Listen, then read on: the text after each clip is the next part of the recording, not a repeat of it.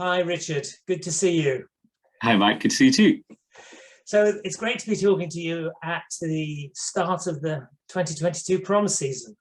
And, obviously the sort of high point of your musical life is being the music director of the Waverley Singers. But I guess performing at the Proms runs it pretty close. Well, it's fantastic because, I mean, I'm a lucky person in that I get to be involved with lots of concerts at lots of different levels and in lots of different ways. And I think in a way that's one of the things that that I particularly enjoy about my career, which is like what people patronizingly sometimes call a portfolio career, which may mean that you don't really have any kind of proper job at all. But for me, the kind of wonderful thing is that you can experience the same piece of music from different aspects. So one example would be this. Recently I played Gerontius at the Albert Hall, and went through 2 or 3 days of rehearsals with the Royal Philharmonic Orchestra. Played the organ. And I was playing the organ for that. Yeah. So that was really interesting to see all the rehearsal process for all of this, for the soloists, for the chorus, and for the orchestra, and then have to do the same thing myself in a totally different context with our joint concert with Waverley's and Romsey Choral Society. Obviously, they're totally different things, but a different end of the same piece of music. This is what it comes back to. Yeah, which was a fantastic experience for all of us. So we're glad you had a little sort of tryout in the Albert Hall before you did it with us. Absolutely. How far back do you go with the Albert Hall? Can you remember when you sort of first started performing there? Well, I think the first time I started performing there regularly was when I started working with the Royal Choral Society.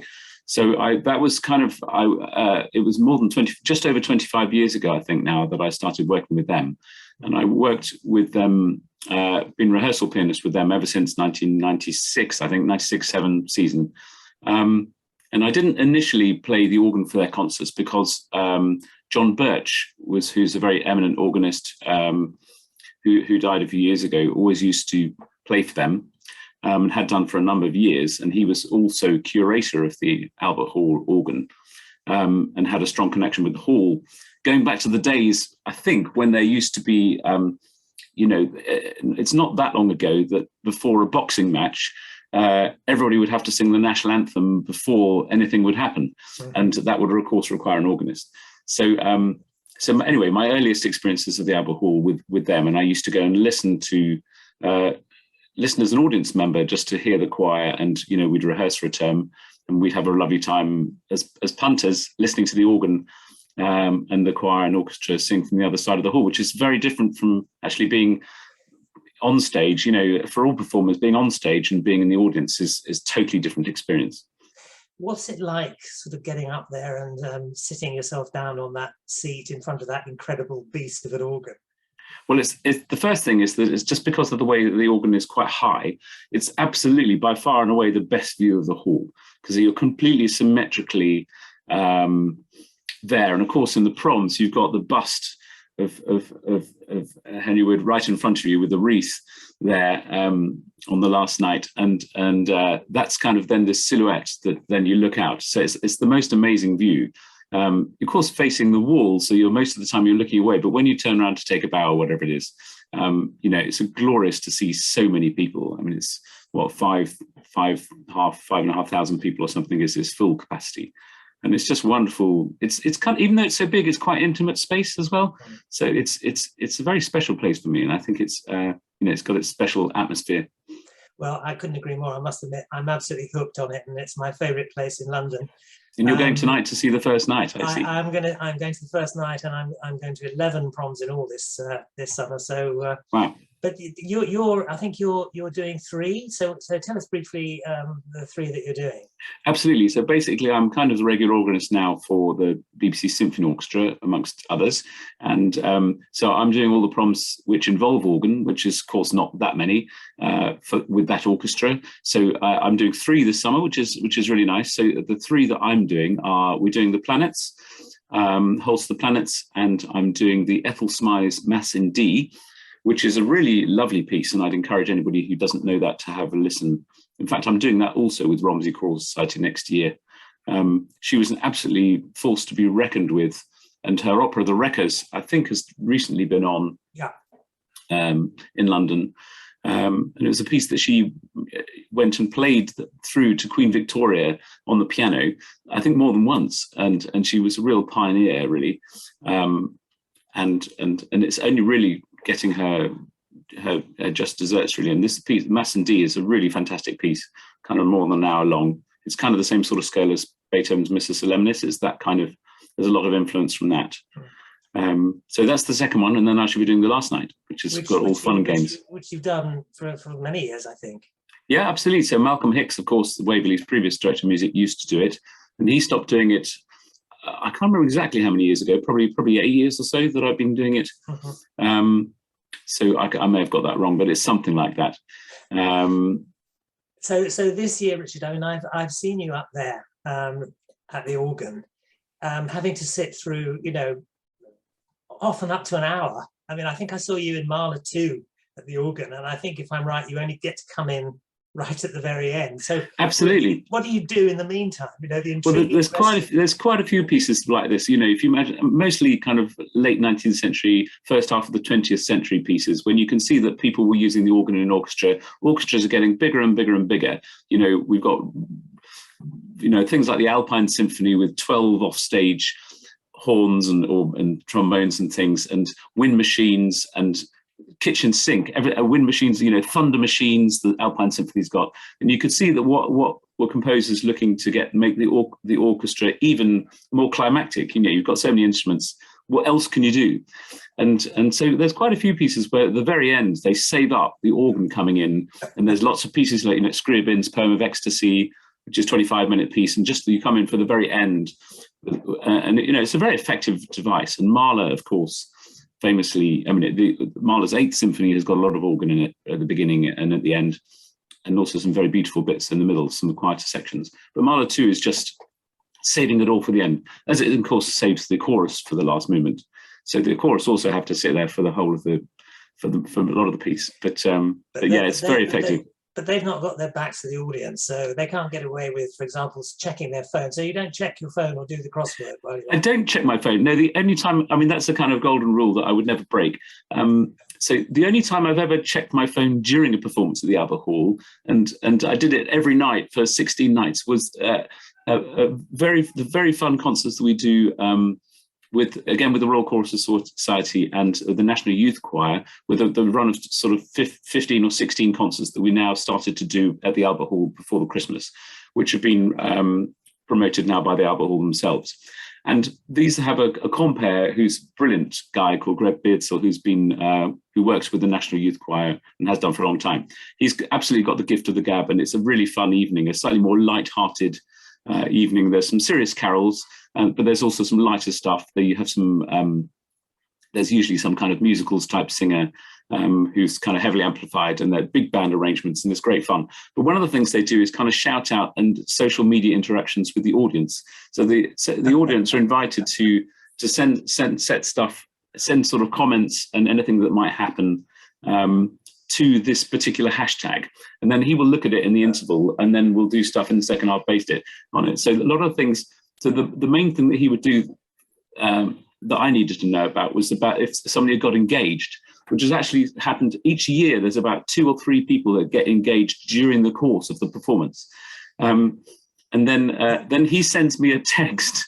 Or sends me a text message, so then I do keep my phone there, and he says, "Well, yeah, we've got another engagement this year." So then I give him he'll lead up and give a link in, and I give a quick blast of the Mendelssohn's Wedding March on the organ, and it's all kind terrifying because it's a bit ad-libbed. And there we are. Very good. Well, I was going to ask you, but you maybe just answered it. I was going to ask you. You know, you've performed many times and the Albert Hall. Can you what's the most bizarre thing that's ever happened during a performance? But getting a text that somebody's just got engaged. No, that's one of them. But no, there are more. I mean, there are quite a few bizarre things have happened. Organs tend to go wrong, so there's quite a lot of potential for haphazard things. And I'm probably lucky in that I've so far not had a major organ. The organ hasn't failed in a terribly bad way like it used to before it was renovated. It used to be fairly predictable that during the course of a live prom relay, the organ might cipher, when a note gets stuck on a very loud trombone sound, and they'd actually have to stop the performance. That the kind of thing used to happen fairly regularly.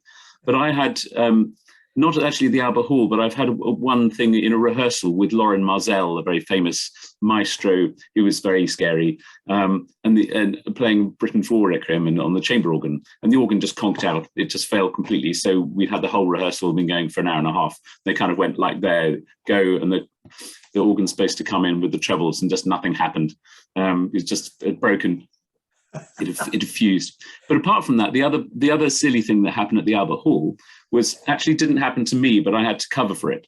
And what happened is that, in fact, that John Birch, who I referred to earlier, was the organist at the Albert Hall. So when I started working with the Royal Choral Society, fairly soon after that, we do our performances of Messiah every Good Friday, and John always used to play the organ for that. But soon after I started, he actually went and started playing harpsichord, and then I took over the organ role, which I enjoyed doing. And what happened was that in the interval, no, not the interval, just before the concert started, the harpsichord tuner had just been, doing last-minute adjustments to the tuning, as you always need to do. And he hadn't there's a piece of wood which goes across the top of the hammers on a harpsichord. So the harpsichord, you have a thing which plucks the string, and it kind of comes up like that. And then there's this bar across the top, which stops it going too far, and then it falls down again. And he hadn't put this piece of wood back properly. So it was a little bit too high. So what the result was that once he played a note, basically that note was no longer available again. So I noticed that he was kind of, having to play chords that were kind of in rather odd spacing. So he'd run out of the middle octave. So he had to start playing chords up here. And then as it went on, the piece would be in a different key and it would be okay for a bit. And eventually he kind of ran out of notes completely and then left the stage. So sort of about 20 minutes after the start of the concert, and everybody thought he'd kind of been taken ill or something. But in fact, what he'd gone to do was to find the tuner, who then came and fixed it for the second half. So then the conductor then is mouthing to me, play the arias. So, because I wasn't normally just playing the choruses. And so I then had to fill in doing all the solos, which we'd not rehearsed, of course, with organ. They were all with harpsichord. So that's probably the most bizarre thing that happened in a live performance. That's a really good illustration of just how versatile you have to be as a musician. I'm just thinking of our accompanist Jakob having to transpose the whole of Bach B minor Mass for rehearsals for a whole term. But actually, well, of course, he's an absolute hero for doing that. Yeah, no, he's an absolute hero for doing that, and that's something I've had to do, and it's made such a difference. Because of course, I mean, sometimes people rehearse with electronic keyboards because the pianist can't transpose. And it just sounds horrible. So it's great that he can do that. And thank you to him for doing it. Great stuff. Well, Richard, just sort of final question. Proms is absolutely wonderful. It's such a wonderful festival. In your own words, what is it? What's special about it for you? I think the special thing actually is about the hall itself. So for me, the Albert Hall has a special atmosphere. Just because of its size, because the way it's a circle and the performers have this stage which is jutting out into the audience. So you're really in the middle. It's kind of in the round, I suppose, in like a theatre in the round. And so the atmosphere, I think, is what is special, and the interaction with the audience. So even though there's thousands and thousands of people, you could pick out an individual person. You can see one person who's had a little bit too much to drink, or somebody who's just absolutely caught up with it. So yeah, that's what's special about it. And the Proms, even more so because they're a very knowledgeable audience who really love the music. And of course, let's not forget what the Proms are all about and why they were set up originally, which is to bring music at an affordable price to people who were, to ordinary people. They weren't people who had lots of money. So going to the Proms is still a reasonably cheap way to see absolutely world-class music. Well, good luck with your 3 this year, and thank you. Thanks for sharing your insights, and have a great summer, Richard. Thank you. You too.